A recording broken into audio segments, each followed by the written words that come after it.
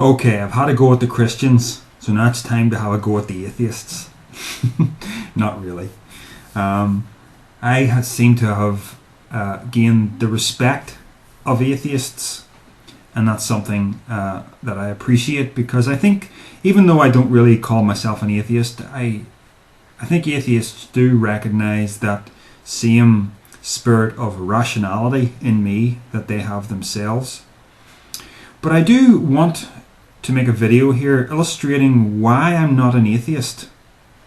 I've done this kind of thing before, but I've done it in a very roundabout way, and I think this might be a short video that really hones in on the point that I want to make in a much more clear and concise way.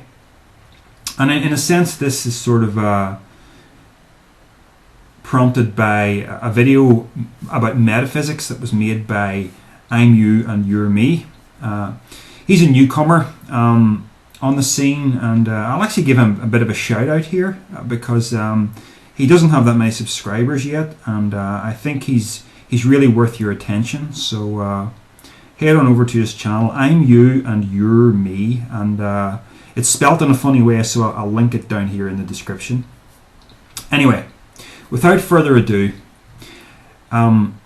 atheists tend to be very rational people concerned with analysing the universe in a very empirical way, where it's all about evidence gathering, and evidence rules supreme, and they don't have much time for abstract forms of thinking.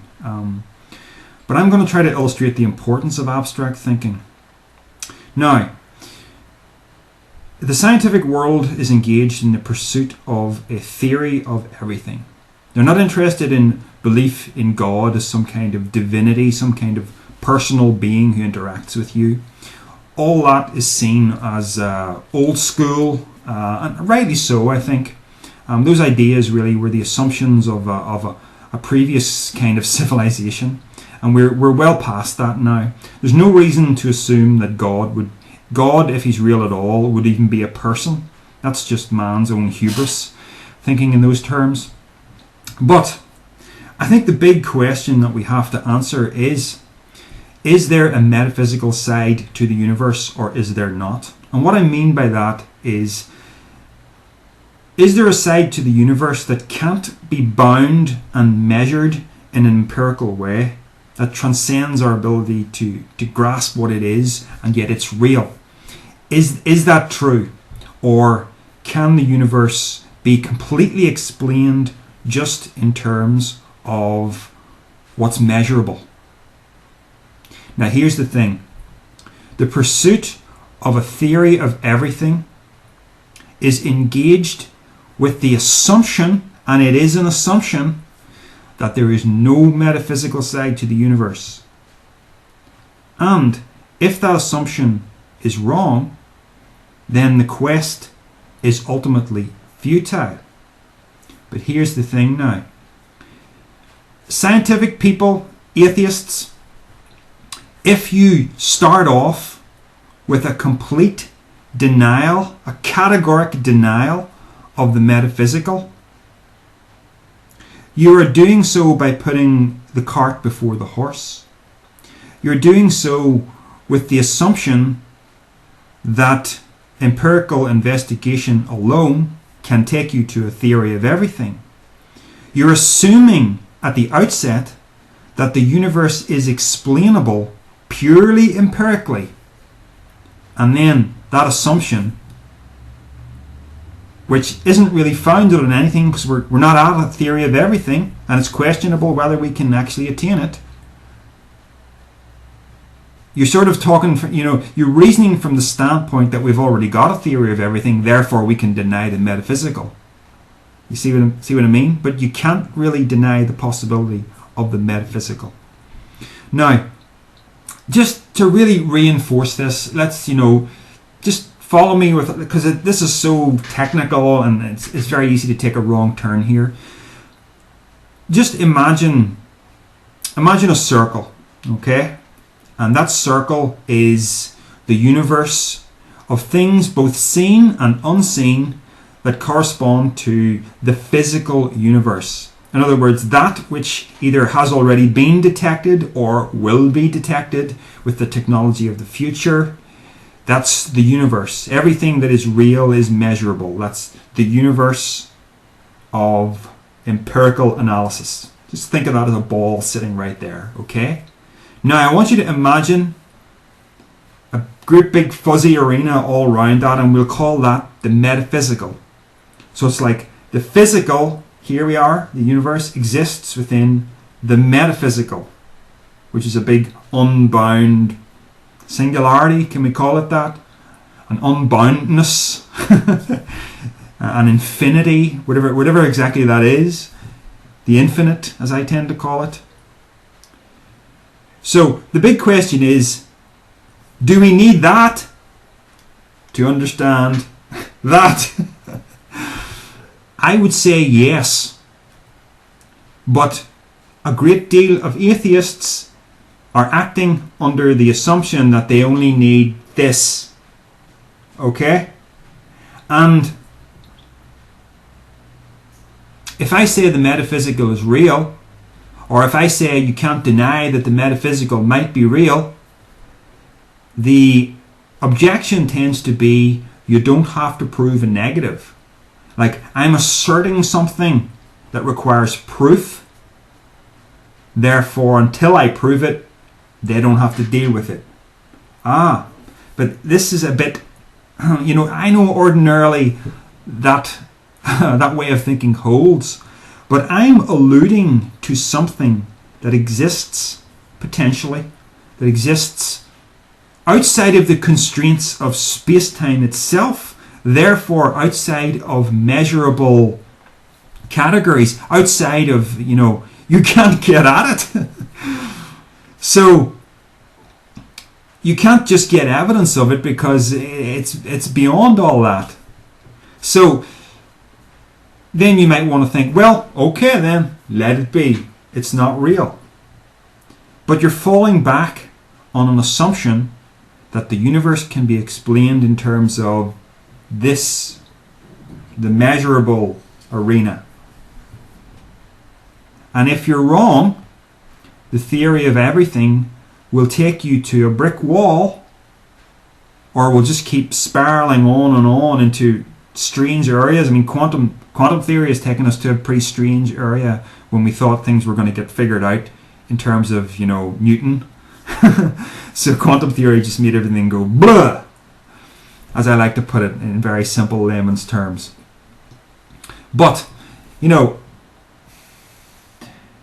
it's very hard for me to crack that eggshell that seems to exist in the atheist community, that they don't want to go there. They don't want to go to the metaphysical because I only want to deal with what you can prove. Put it in front of me. If I can detect it and see it and measure it, that's real. All this other stuff, not real, precisely because I can't detect it.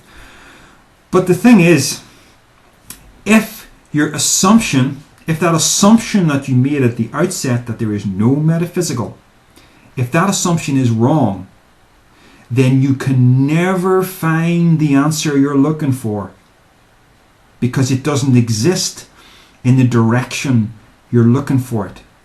But you won't allow yourself to look in the other direction where the answer might be. So it's not so much I'll only look where the evidence is. It's more a question of the answer could be in one of the two places, but you're only looking in one of the places.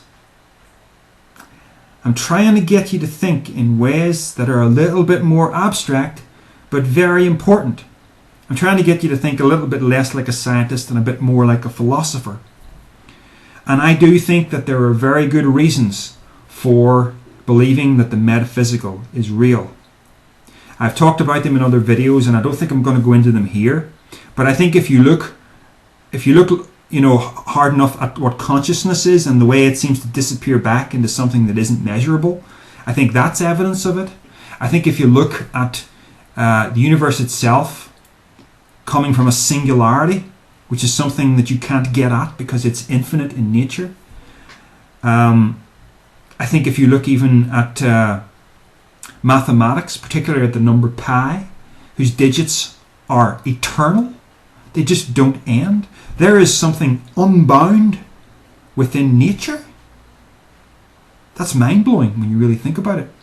So there is something that is unbound. It's right there in front of you, but nobody wants to look at it. The same is true if you want to stand in a room that has a mirrored wall there and a mirrored wall there, and you can see yourself recursively reflected to infinity. Now, is it possible to, you think of video games. Is it possible to program something like that into a computer? No. You can certainly program a reflection into a computer. And I'm thinking about video game arenas and the way they've got all the complex mathematics in them that, generates light and shadow and texture. But you can't have a reflection that's recursive to infinity, because a computer, which can deal only in finite quantities, can't handle infinity. But the reality around you, it does handle infinity. Infinity is real, and infinity is ungraspable. Within the constraints of space-time, it cannot be bound. Therefore, we have to start thinking about and dealing with the unbound, the infinite, that which cannot be measured. Okay?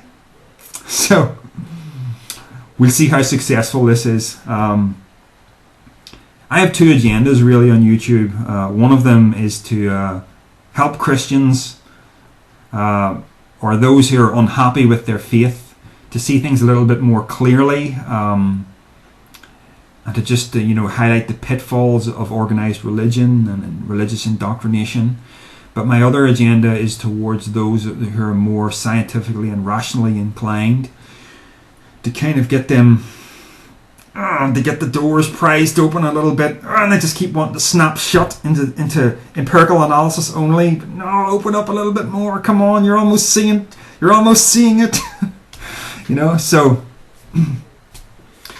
philosophy is important, not just science, because you have a philosophy whether you recognize it or not. And if you don't recognize it, then it's controlling your thinking without you realizing it. But if you recognize it and its alternatives, then you're in a position to actually be consciously more in control of your own mind, of your own thinking, of your own worldview. So, thank you very much.